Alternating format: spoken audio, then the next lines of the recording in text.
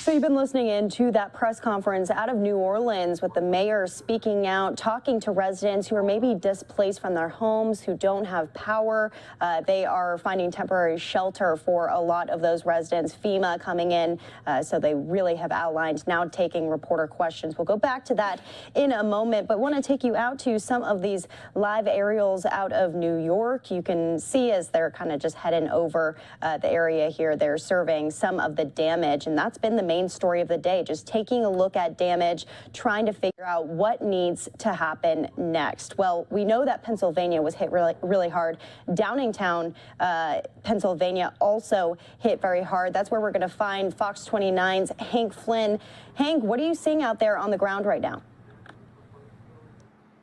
God, it's actually a lot of waste, Daytona. By the way, if you're ever here in Downingtown out for dinner and you fail to pay the parking meter, you're never going to get a ticket from the driver of this Downingtown parking enforcement truck. Why? The truck is a complete write-off. It's absolutely flooded. Same with all of these squad cars Shane's about to show you over here. When Governor Wolf came to the area today, yes, he spoke with residents and business owners. All of them were calling for help. But he also heard from municipalities. Towns like Downingtown that lost squad cars whose operational core right now is just a little bit waterlogged. Could you hear the water rushing through? Oh my God, it sounded like the ocean. Really? It sounded like the ocean. It was rushing so fast. The water came so fast Wednesday night that Mike ran upstairs. He ended up marooned for hours as water tumbled through his house. Did you have candles? What did you do up there? I had a flashlight and I had my dog. Yeah? Yeah. How did he take it? He was stressed, but he knew I was upset because he kept laying his head on my lap. Next door, Beth Beach, her husband, and others are struggling with what had been a glorious antique shop, Creekside Antiques. She'd love to reopen, but the mathematics are cruel. We're just trying to clean it out. Although I can't, I mean, this already cost like $1,000 for the dumpsters. Yeah.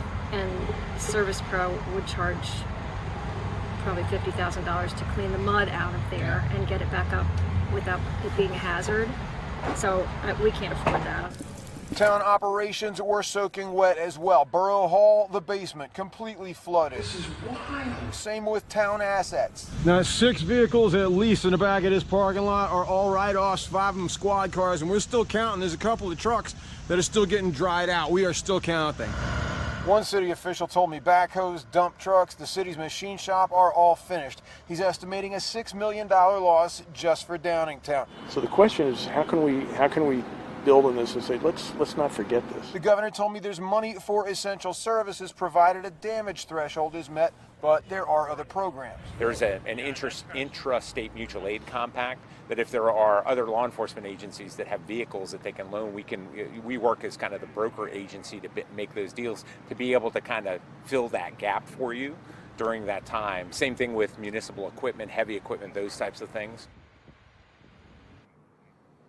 Yeah, and with a focus on his town, Downingtown Police Chief Howard Holland was very clear. He said, listen, squad cars or not, we're going to get the mission accomplished. He was driving a green John Deere tractor around the parking lot, cleaning up a while ago, and he hasn't slept in 48 hours. But Daytona, here is the thing. When you look at these squad cars, these SUVs are 6 feet tall at least. When I go up top, I can run my hand across and pull stuff off at the top of it, dirt off the top of it. Why? Because they were completely covered, Daytona. You're talking about flood level here in Downingtown, plus 19 feet. That's what they faced. Flood level, plus 19 feet, 5 feet more than they've ever gotten here in Downingtown. Chief said that if anyone had known the volume of water coming down and there had been time, they might have been able to save these vehicles. But there was not that knowledge and there was none of that time. And you can multiply that by all the towns around Philadelphia right now. This whole region just got walloped. Gosh, Hank, really, really great representation of how high those floodwaters got, and also a great recap of the reality of these businesses that got flooded. You know, what is the timeline for assistance on this? This is make or break for some of these businesses out there, right? Yeah, well, it's actually, to be honest with you, the folks over here at the antique store that we spoke with before, you said make or break.